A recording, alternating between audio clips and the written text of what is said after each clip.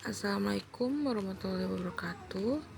Halo semuanya, di sini kelompok 2 akan memberikan video edukatif mengenai negara hukum dan hak asasi manusia.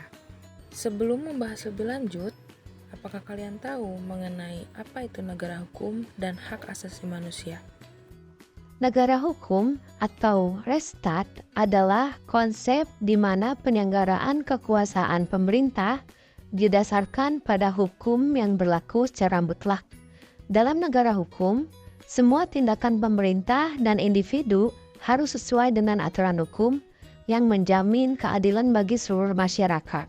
Sedangkan hak asasi manusia merujuk pada hak-hak dasar yang dimiliki oleh setiap individu sebagai manusia yang dihormati dan dilindungi oleh hukum tanpa memandang ras, agama, jenis kelamin, atau latar belakang lainnya. Negara hukum dan hak asasi manusia ini saling terkait dalam menciptakan keadilan dan kesejahteraan. Hukum harus melindungi hak individu dan kepentingan masyarakatnya, memastikan bahwa keadilan tidak berpihak kepada yang kuat. Ada pula beberapa isu terkait hak asasi manusia di Indonesia. Berikut ini cuplikannya. Sejak menjelang era reformasi, sederet kasus pelanggaran hak asasi manusia masih belum dituntaskan hingga kini.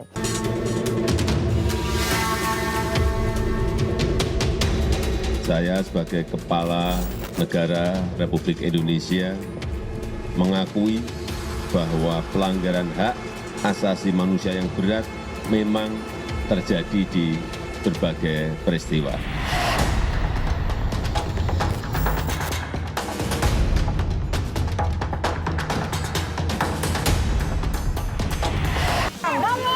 Jangan diam! Awal Juli lalu merupakan aksi Kamisan yang ke-778 bagi Maria Katarina Sumarsih.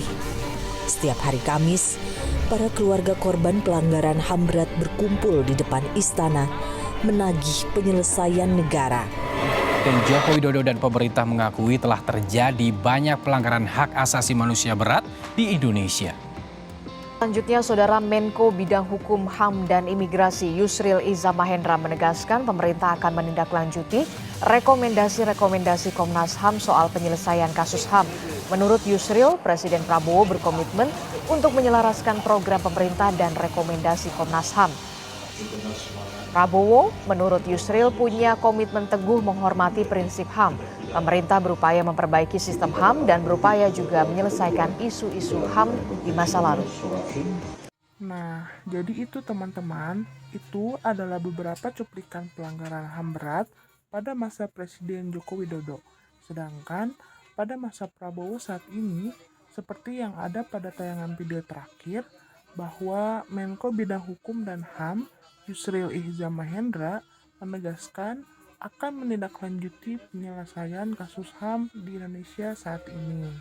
Nah, perlu diketahui bersama bahwa hukum ini ditegakkan secara adil dan tidak memihak pada satu sama lain, serta melindungi hak semua individu, terutama yang lemah. Di sini, masyarakat juga perlu memiliki kesadaran hukum yang sangat tinggi, dimulai dari pendidikan di lingkungan keluarga, sekolah, maupun masyarakat, dan juga harus terlibat dalam suatu proses pembentukan hukum agar regulasi ini bisa mencerminkan kebutuhan-kebutuhan mereka.